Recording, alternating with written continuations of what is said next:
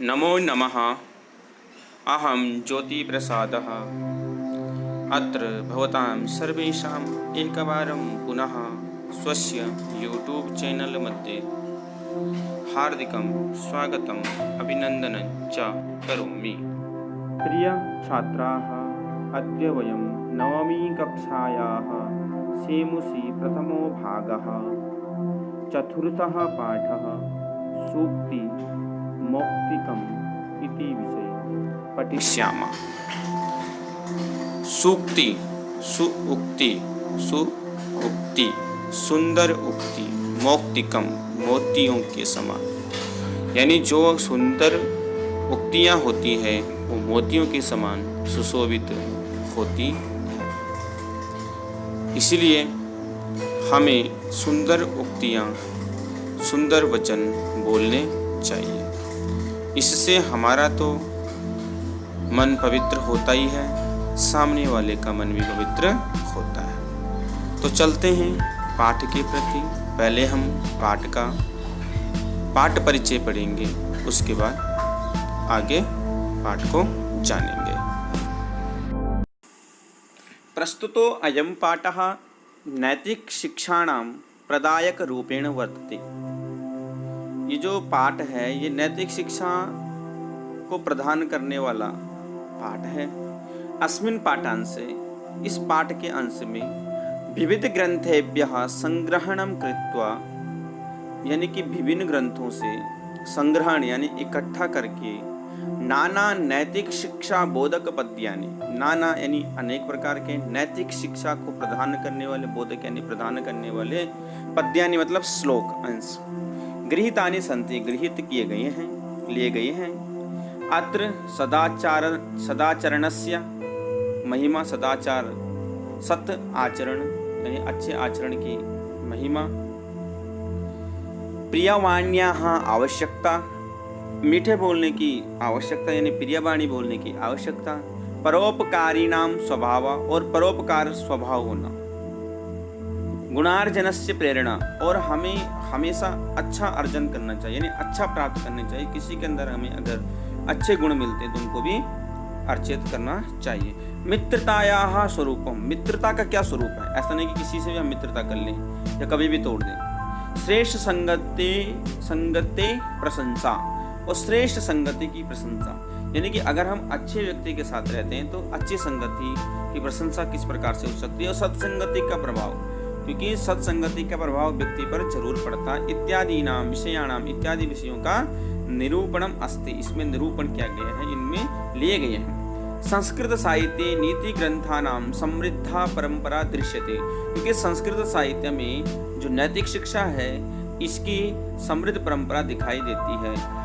तत्र प्रातिपदिक शिक्षाणाम अनुगमनम कृत्वा जीवन साफल्यम कर्तुम शक्नुमः, यानी कि अनुगमनम का मतलब होता है उनका अनुसरण करके, उनको अपनी जिंदगी में उतार करके, अपने जीवन में उतार करके हम अपने जीवन को साफल्यम कर्तुम शक्नुमः, हम अपने जीवन को सफल बना सकते हैं। यानी कि इस पाठ को हम जो पढ़ेंगे, इस पाठ के अंदर हमें ये बताया गया कि नैतिक शिक्षा का हमारे जीवन में किस प्रकार से प्रभाव पड़ता है, मीठी वाणी क्यों बोलनी चाहिए, अच्छे गुणों की क्यों प्रशंसा करनी चाहिए, अच्छे गुण क्यों अर्जित करने चाहिए, इसके साथ साथ किन से मित्रता करनी चाहिए, किन से मित्रता नहीं करनी चाहिए। इस प्रकार इस पाठ में इन श्लोकों को हमें वर्णन मिलेगा, इन श्लोकों को हमें पढ़ना है।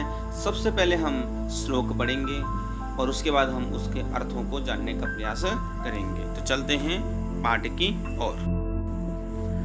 वृत्तं यत्नेन संरक्षेत् वित्तमेति च याति च, अक्षीणो विततः क्षीणो वृत्तस्तु हतो हतः। श्रूयतां धर्म सर्वस्वं श्रुत्वा चैवावधार्यताम्, आत्मनः प्रतिकूलानि परेषां न समाचरेत्। विदुर नीति से लिया गया। प्रियवाक्या प्रदानेन सर्वे तुष्यन्ति जन्तवः, तस्मात् तदेव वक्तव्यं वचने का दरिद्रता। चाणक्य नीति से ये श्लोक लिया गया है। पिबन्ति नद्या स्वयमेव नाम्भः स्वयं न खादन्ति फलानि वृक्षाः नादन्ति सस्यं खलु वारिवाः परोपकाराय सतां विभूतयः परोपकाराय सतां विभूतयः। ये जो श्लोक है ये सुभाषित रत्न भांडागारम वहाँ से ये लिया गया है।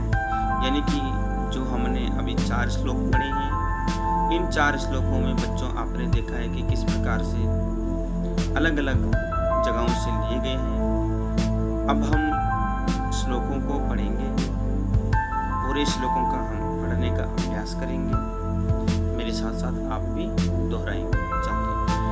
वृतं यत्नेन संरक्षेत् वित्तमेति च याति च अक्षीणो विततक्षीणो वृततस्तु हतो हतः।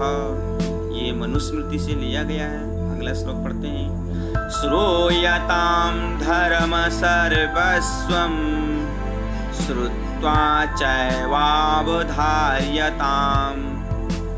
आत्मनः प्रतिकूलानि परेषां न समाचरेत्। ये विदुर नीति से लिया गया है। प्रिया वाक्या प्रदानेन सर्वे तुष्यन्ति जन्तवः तस्मात् तदेव वक्तव्यं वचने का दरिद्रता। ये जो श्लोक है ये चाणक्य नीति से लिया गया है। यानी कि प्रिय बच्चों, अभी तक जो आपने इन श्लोकों को पढ़ा है, इन श्लोकों को पढ़ करके आपने इनमें देखा होगा कि किस प्रकार से अलग अलग स्मृतियों से, अलग अलग पुस्तकों से लिए गए हैं, जो कि हमारे जीवन के बारे में, हमारे व्यवहार के बारे में और हमारी वाणी के बारे में बता रहे हैं, और कैसा व्यवहार करना चाहिए और मित्रों के साथ या बाहर वालों के साथ इन श्लोकों में बताया गया है।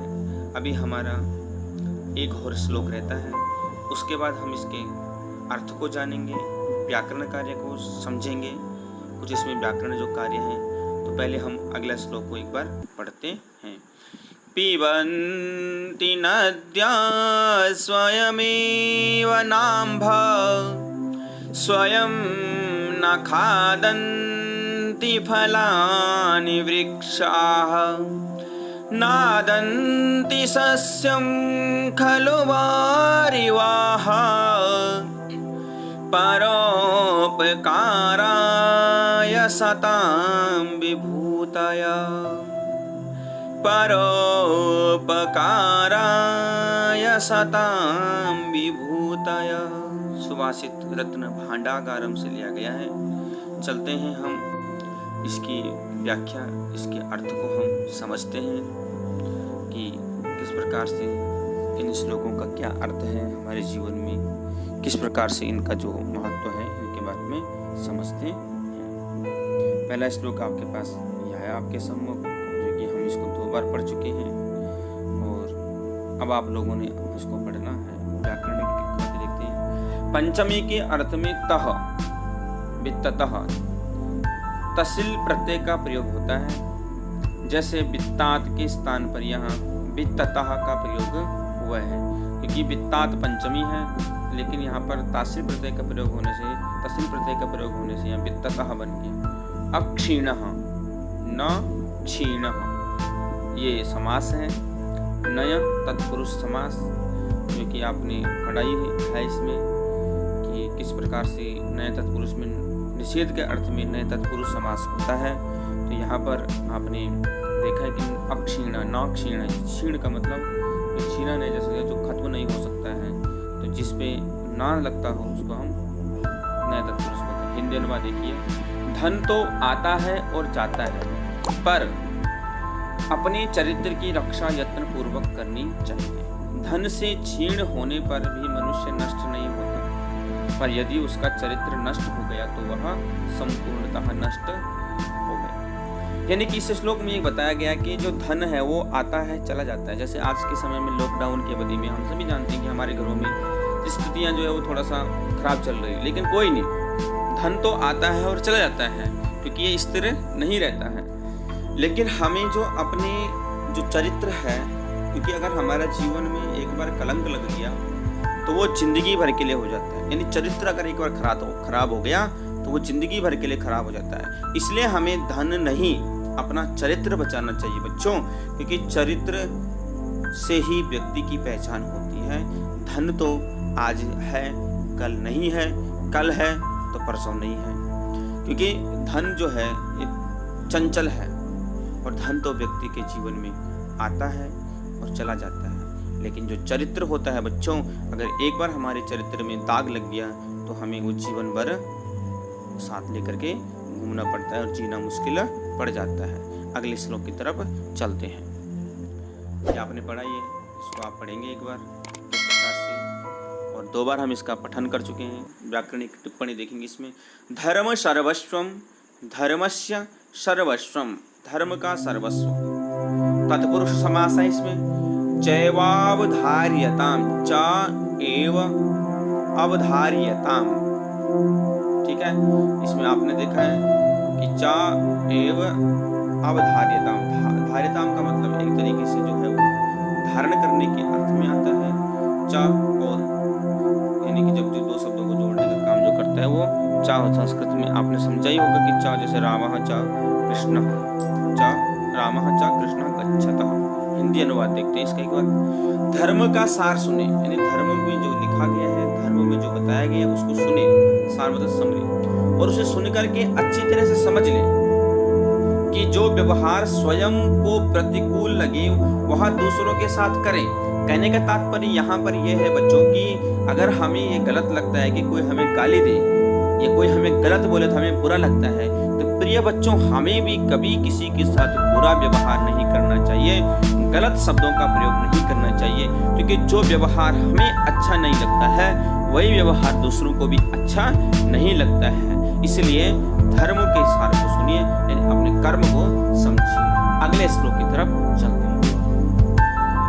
यह आपने पढ़ाई है और हर कहीं आप पढ़ते ही होंगे इसको। चाणक्य नीति के बारे में चाणक्य प्रसिद्ध हुई है, और इसकी व्याकरणिक टिप्पणी देखिए एक बार। वक्तव्यम, वच इसमें धातु है, तव्यत इसमें प्रत्यय है। दरिद्रता में दरिद्र और तल इसमें प्रत्यय है, तल का ता से जाता है, दरिद्रता शब्द बन जाता है।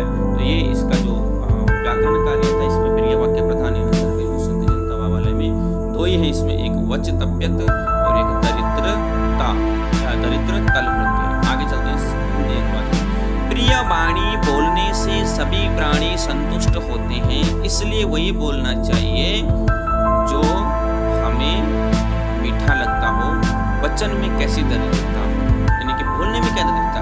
अगर हमें 2 शब्द बोलने हैं, अच्छा भी बोलना है और बुरा भी बोलना है, तो क्या बोलना चाहिए हमें, अच्छा कि बुरा?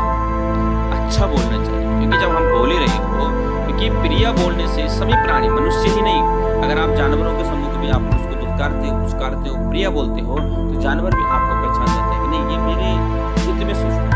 तो ये प्रिय वाणी बोलने में क्या हर्ज है, हमारा कौन सा उसमें टैक्स लग रहा है या हमारा उसमें कौन सा कोई खर्च हो रहा है।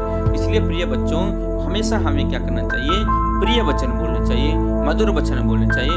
मधुर वचन है औषधि, कटु वचन है तीर। आपने ये सुना भी होगा कि जो मधुर वचन होते हैं, प्रिय वचन होते हैं, वो किसके समान होते हैं, औषधि के समान होते हैं। और जो कटु वचन होते हैं, कड़वे वचन होते हैं प्रिय बच्चों, वो किसके समान होते हैं, तीर के समान होते हैं। कहते हैं ना कि तलवार का घाव भर जाता है, लेकिन जो वाणी से बोला हुआ कटु शब्द होता है, घाव होता है, वाणी का घाव, वो कभी भी भरता नहीं है। चलते हैं आज के अंतिम श्लोक में। पिबन्ति नद्याः के बारे में आपने अभी पढ़ा है। इसके बाद हम इसका थोड़ा सा व्याकरणिक कार्य देखते हैं। जो इसमें व्याकरणिक टिप्पणियाँ इसमें दो हैं। नाम्भः, न अम्भः, न अम्भः, और न नदन्ति, न अदन्ति। हिंदी अर्थ पढ़ते हैं इसका एक बार। नदियाँ स्वयं अपना जल नहीं पीती है। कभी आपने देखा होगा कि गंगा नदी आजकल लोग नहीं जा रहे हैं, गंगा नदी का जो पानी गंगा पी गई, नहीं। वृक्ष स्वयं अपने फल कभी नहीं खाते। सही बात है। आपके आसपास वृक्ष लगे होंगे, उसमें फल लगते हैं तो क्या वो अपना खा जाता है? नहीं खाता। अगर पक भी जाते हैं तो जमीन पे गिर जाते हैं।